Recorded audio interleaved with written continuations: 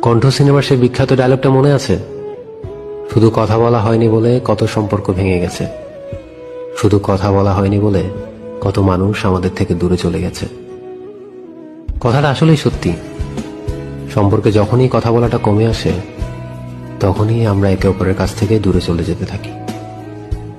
দূরত্ব বাড়তে বাড়তে একসময় কথা বলাটাই বন্ধ হয়ে যায়, আর ওখানেই সম্পর্কের শেষ।